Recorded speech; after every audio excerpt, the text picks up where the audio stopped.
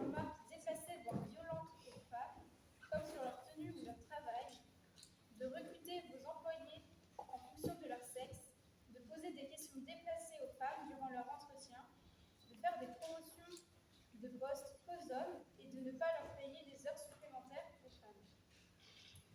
Monsieur Santos, pouvez-vous me décliner votre identité? Je m'appelle Bastiano de Santos de la Torre, j'ai 54 ans. Pouvez-vous me confirmer que vous êtes né le 3 mars 1969 à Medellín? C'est exact. Quelle est votre profession? Je suis gérant et représentant de l'entreprise pharmaceutique Medic Market. Avez-vous déjà été condamné? Jamais. Monsieur Santos, j'ai quelques questions pour vous. Est-ce que vous reconnaissez les faits qui vous sont reprochés? Non, je ne les reconnais pas, madame. Pouvez-vous nous expliquer votre parcours de vie? Vous savez, madame la présidente, je me suis construite seule. Je n'ai jamais eu besoin d'aide de personne. J'ai toujours visé très haut et, comme vous savez, je suis un homme d'ambition. Alors, lorsque j'ai eu l'opportunité de racheter Medic Market, ce fut pour moi l'une de mes plus grandes réussites. Avant cela, je n'étais qu'un simple commerçant de matériel pharmaceutique, mais dans une très grosse boîte, il est vrai. Est-ce que vous pensez que vous traitez vos salariés de manière égale? Oui. Enfin, je sais qu'il existe des différences entre les hommes et les femmes. Alors j'agis en conséquence, voilà tout. Et puis, vous savez, récemment, on m'a collé ce devoir-là de féminiser les équipes de travail. Donc, je n'ai pas eu trop le choix de prendre des femmes. Quels sont vos propos régulièrement tenus par rapport aux victimes? Oh, elles sont sensibles, peut-être un peu plus susceptibles que nous autres dans le masculin. Puis, ce sont des femmes, hein, vous savez, quand elles s'énervent en réunion, par exemple. C'est vrai, il m'est déjà arrivé de leur reprocher d'être ainsi, parce qu'elles ont leurs règles, ou qu'elles subissent un déchaînement hormonal. Vous connaissez ça, elles sont comme ça, hein. Mais j'aime bien aussi, c'est vrai, les appeler de temps en temps mes bonnes petites femmes. Surtout quand je leur confie mes femmes aussi. C'est plutôt pratique. Est-ce que vos attentes sont différentes en fonction des salariés? Bien sûr. Vous savez, nos hommes chez Medic Market sont très ponctuels, très directs dans leurs mots et très efficaces. Alors, j'apprécie leur filer des dossiers un peu plus complexes, qui prennent du temps. Comme ils n'ont pas d'enfants en charge, pour la plupart, ou qu'ils ont une femme pour s'en occuper, je sais qu'ils me rendront leurs documents en temps et en heure, et de manière très propre. A contrario, mes employés féminines, voilà, il y en a qui sont déjà mamans. Bon, elles ont peut-être moins le temps, et j'ai peur qu'elles me rendent un dossier moins fini, moins travaillé que les hommes. Alors, je préfère les mettre en relation client, vous voyez. Elles sont plus douces, plus avenantes, et elles prêtent garde à leur apparence. Donc, ça, auprès des clients en vente physique, ça les fait venir, hein, vous savez. Donc, oui, j'en attends bien plus d'elles lors des rencontres clients. J'emmène souvent que des femmes avec moi, d'ailleurs. Déjà, d'une part, ça donne une meilleure image à l'entreprise avec ce truc de féminiser les équipes, mais aussi, ça apporte des meilleurs chiffres à la fin du mois. Merci, Monsieur Santos. Maître Badoum, Madame l'avocate générale, avez-vous des questions? Non, Madame la Présidente. Oui, Madame la Présidente.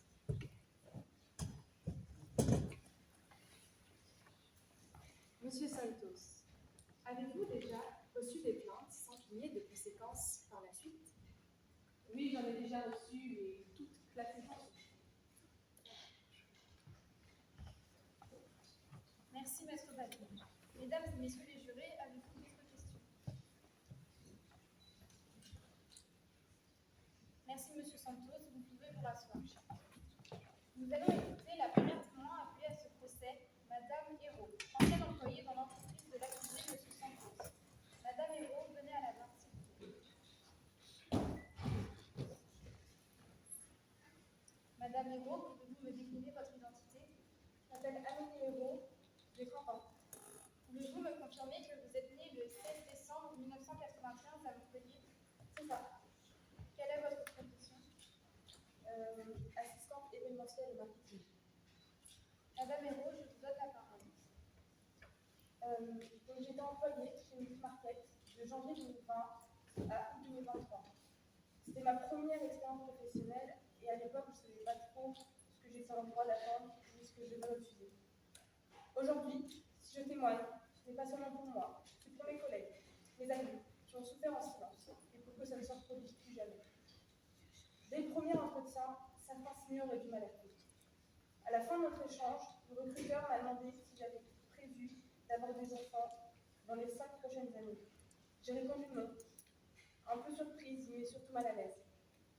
Aujourd'hui, avec du recul, je sais que cette question n'avait rien à faire là.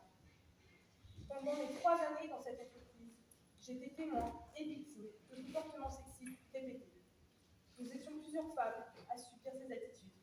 Il y avait une culture d'entreprise qui tolérait, voire entre guillemets, ce sexisme ordinaire.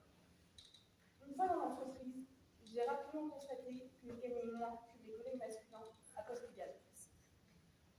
Et quand j'ai osé poser la question, on m'a répondu qu'il négociait mieux. Le directeur de Médit Market se présentait comme un partisan du mérite, vantant les primes de rendement et les primes d'activité comme des récompenses équitables. Mais dans les faits, ces primes allaient toujours aux hommes. Pourquoi? Parce que les femmes se voyaient refuser des heures supplémentaires sous prétexte qu'elles devaient rentrer s'occuper d'un foyer. Certaines collègues, mères de famille, étaient écartées de projets jugés trop lourds car elles ne tiendraient pas la charge avec leurs enfants. D'autres, simplement parce qu'elles avaient un projet de maternité, parce qu'elles revenaient de congé de maternité, étaient déclassées ou mises de côté. Les remarques dégradantes étaient fréquentes. Les propos humiliants et rabaissants faisaient partie du quotidien. Il s'agissait de violences verbales, banalisées par les collègues et ignorées par la hiérarchie. À chaque réunion, nous, les femmes, étions systématiquement prises de haut. Ils nous infantilisaient, comme si notre parole avait moins de poids, moins de valeur. Il n'était pas rare d'entendre, je te réexplique avec des mots plus simples pour que tu comprennes. Ce genre de phrase visait à nous rabaisser publiquement, à nous humilier. Parfois, le sexisme prenait des formes plus insidieuses. Lorsqu'il s'agissait de convaincre un partenaire commercial réputé difficile, on entendait des propos comme « Monsieur X, c'est vrai qu'il est chiant.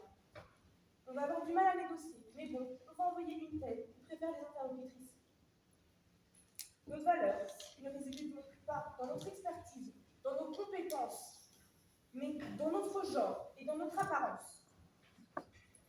Il y avait aussi des gestes et des attitudes, soi-disant légères, mais profondément déplacées. En fin de réunion, certains se permettaient de dire « Je vous fais la bise, ce serait dommage de nous en priver. » C'était dit sur le ton de l'humour, bien sûr, mais ça n'enlevait rien au malaise. Le fait d'être une femme rendait notre corps automatiquement accessible sans qu'on ait besoin de donner notre accord. Le pire est arrivé quand l'une de mes collègues a dénoncé le comportement de l'un de nos supérieurs, qui avait eu des gestes. Quelques semaines plus tard, la direction l'a convoquée, non pas pour la protéger, mais pour la licencier pour attitude négative nuisible à la cohésion de l'équipe. À ce moment-là, on a compris que dans cette entreprise, une femme devenait gênante dès qu'elle parle. On avait toutes envie de démissionner. On a mis du temps à oser. Merci, Madame la Présidente. Madame Hérault, j'ai quelques questions pour vous. Avez-vous ressenti des discriminations au sein de l'entreprise? Évidemment. À votre entretien d'embauche, avez-vous eu des difficultés pour obtenir votre emploi? En partie. C'est vrai que j'ai dû accepter certaines remarques qui étaient déplacées pour pouvoir accéder à cet emploi. Merci, Madame Hérault. Maître Badou, Madame l'avocate générale, avez-vous d'autres questions? Oui, Madame la Présidente. Alors d'abord, permettez-moi d'en rire des propos que vous tenez précédemment. J'ai d'abord une petite question à vous poser. Pourquoi n'avez-vous pas tenté de porter plainte avant? Parce que j'ai envie de passer à autre chose. J'ai pas l'énergie de me lancer dans une bataille juridique qui affecterait ma santé mentale et physique. Maintenant, j'ai un travail que j'aime, j'ai une famille, j'ai des amis. Et ne pensez-vous pas que vous êtes actuellement en train d'exagérer des situations qui n'est pas représentative de la réalité? Non, je n'exagère pas. Et alors, j'ai une autre question. Le sexisme est-il à peu pensez tout le temps contre le sexisme, vous êtes en train de vous opposer à la liberté. Mais la discrimination, la haine de l'autre, c'est pas justifié par la liberté d'expression. Au contraire, c'est puni par la loi. J'ai une dernière question. Ne pensez-vous pas que vous manquez peut-être effectivement légèrement un peu d'humour, et donc que le sexisme, parfois dans le travail, peut être perçu comme de l'humour, qui peut amener une ambiance agréable, et même voire faire rire les collègues. Je pense que les blagues dégradantes, humiliantes et franchement sexistes n'ont rien à faire dans le cadre professionnel. Merci. Mesdames et messieurs les jurés, avez-vous d'autres questions? Merci Madame Legault, vous pouvez vous rasseoir. Nous allons écouter la seconde experte appelée à ce procès, Madame Claire Leroy, médecin du travail. Madame Leroy, venez à la main.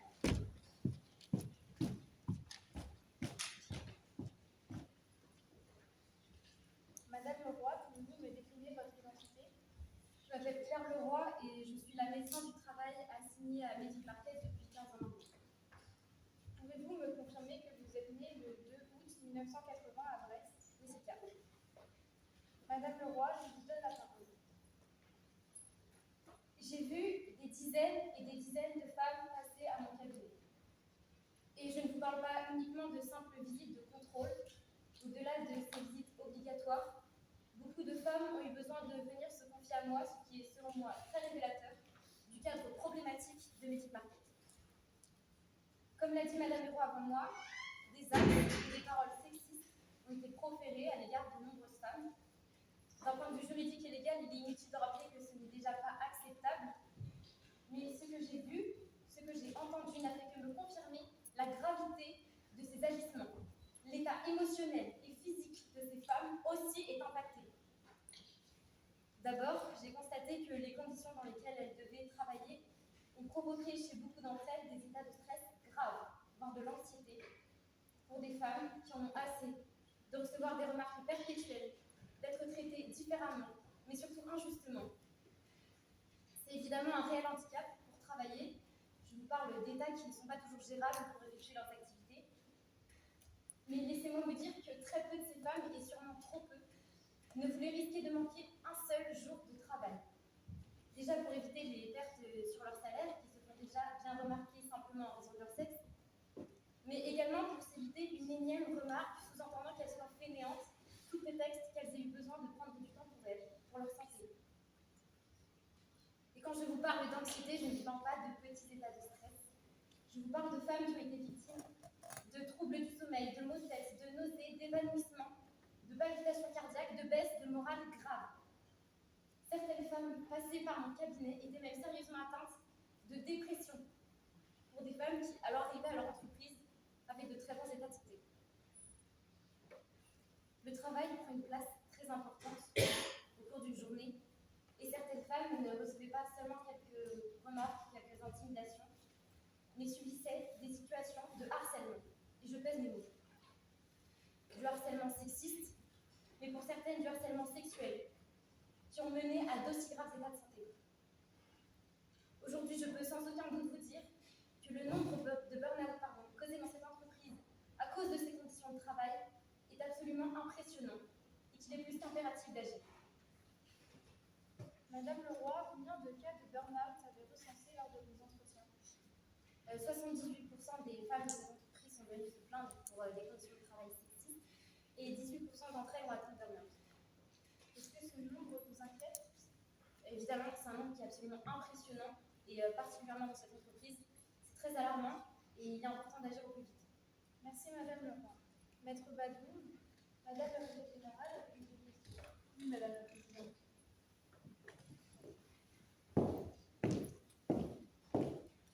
Pouvez-vous me dire quel est le pourcentage de femmes au sein de cette entreprise? 35%. Merci. Oui, Madame la Présidente, j'ai des questions. J'aimerais vous poser une simple question qui m'interroge. Comment le sexisme au travail peut-il lui seul impacter la santé mentale et physique d'un individu alors que la vie hors du travail existe? J'aimerais vous dire que je n'ai jamais dit que leurs conditions de travail étaient la seule raison de leurs états de santé. bien ça le problème, et ce procès en est la preuve. Le sexisme est quelque chose qu'elles vivent tous les jours. Et c'est ça le problème. D'accord. Et j'ai une autre question. Comment expliquez-vous que, malgré le sexisme, il y a tout de même un climat de travail agréable et une forte compétition ainsi qu'une forte motivation dans la sphère du travail? Je pense que si aujourd'hui vous osez dire que le climat de travail de Music Market est agréable, c'est une énième preuve que la vie et le ressenti de la minorité, ici les femmes, n'est pas pris en compte. Ces femmes ne vivent pas dans des conditions de travail agréables. Ces femmes souffrent, ces femmes en ont assez. Ces femmes ne sont pas motivées, elles sont découragées. Et si vous considérez que ce climat de travail sexiste serait source de compétition ou peut-être de motivation entre les femmes et les hommes de l'entreprise, je pense pouvoir dire que vous vous trompez complètement. Ces femmes n'ont pas plus envie de travailler, ces femmes ont envie de démissionner. D'accord, je comprends. J'ai une dernière question. Pouvez-vous m'expliquer en quoi lutter contre ce soi-disant sexisme permet-il d'améliorer le bien-être et la performance globale des équipes? Il paraît évident qu'accepter le sexisme dans une entreprise n'est pas une solution. Ces femmes, j'en suis entièrement convaincue, pourraient être plus productives, mieux travailler si elles vivaient dans de meilleures conditions de travail. Ce qu'elles vivent n'est pas une source de motivation. Au contraire, ces femmes se sentent mal, ces femmes se sentent découragées, ces femmes ne veulent plus travailler, ces femmes n'ont plus envie de donner le meilleur d'elles-mêmes. Donc non, ce n'est pas une source de motivation. Pourtant, j'aimerais ajouter que la priorité ici n'est pas la productivité de cette entreprise, mais bien la santé de ses victimes. Merci, maître Babis. Mesdames et messieurs les jurés, avez-vous d'autres questions? Merci, madame Leroy. Je vous rasseoir. Maître Badou, pour la défense, vous avez la parole pour votre plaidoirie. Merci.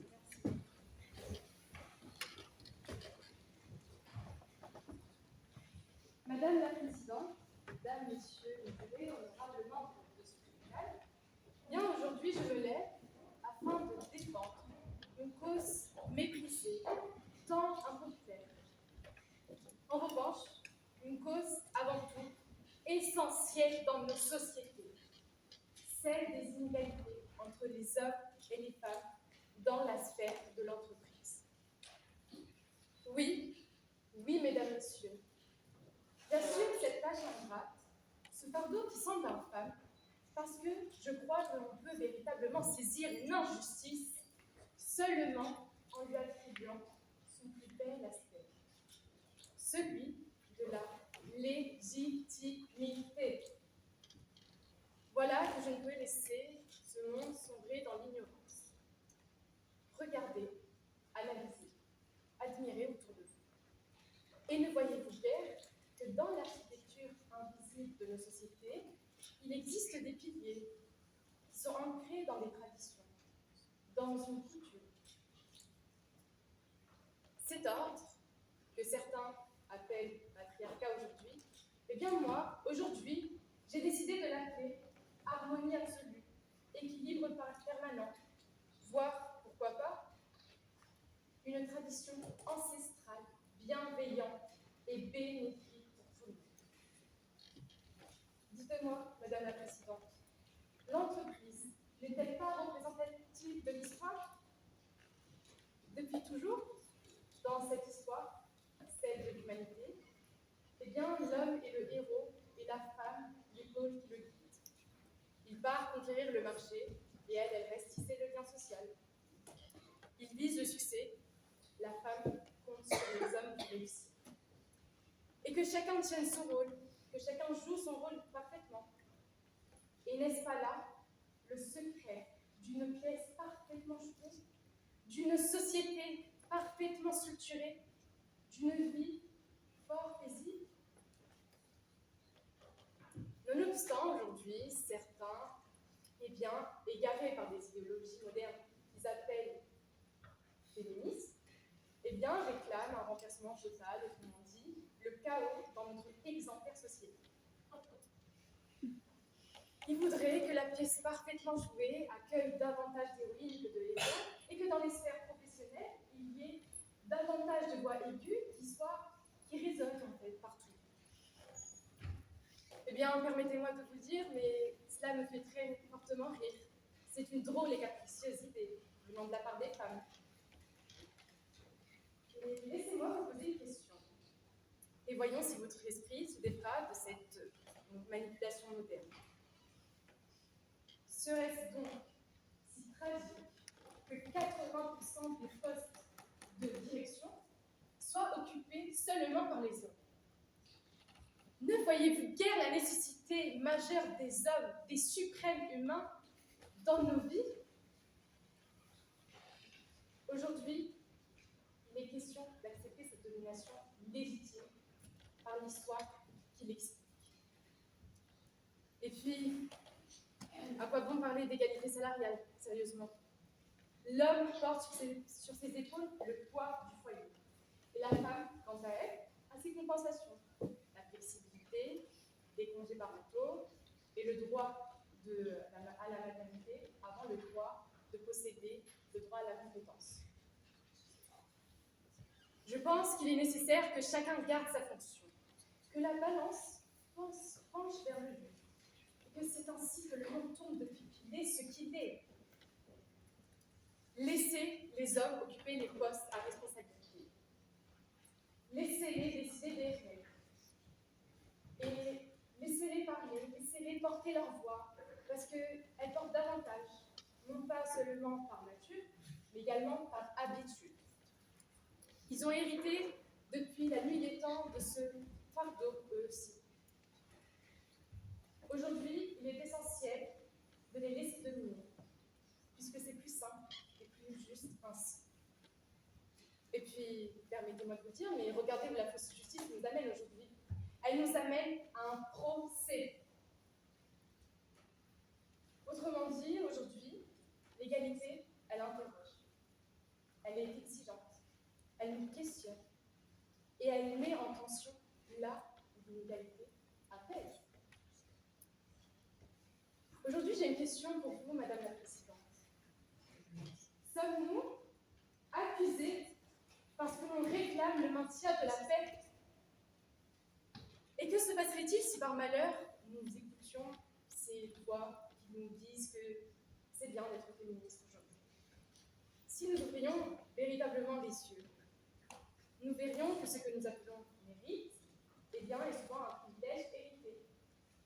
Que ce que nous appelons compétence n'est pas une égalité que nous pouvons donner ainsi, mais un dû que l'on retarde.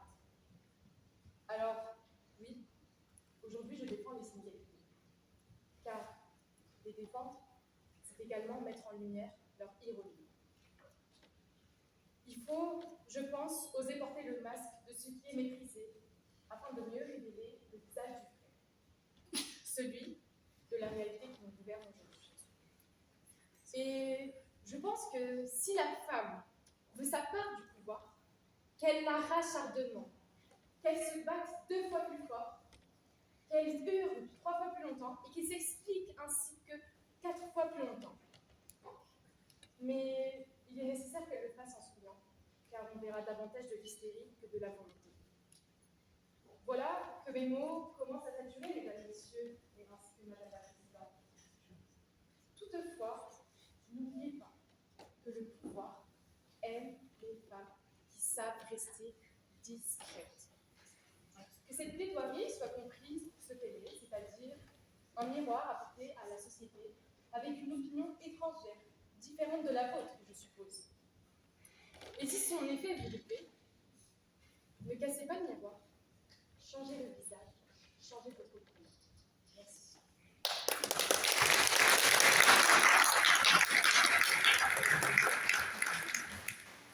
Merci, Maître Babou. Nous clôturons ainsi la seconde.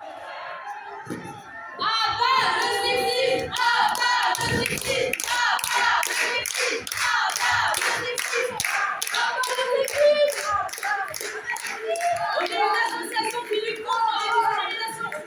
Nous propose d'avoir une place ici pour voir le sexisme enfin condamné.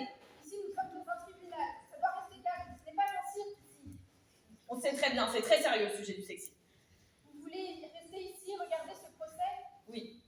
Très bien. J'accepte votre demande d'être dans le public. Pendant le procès,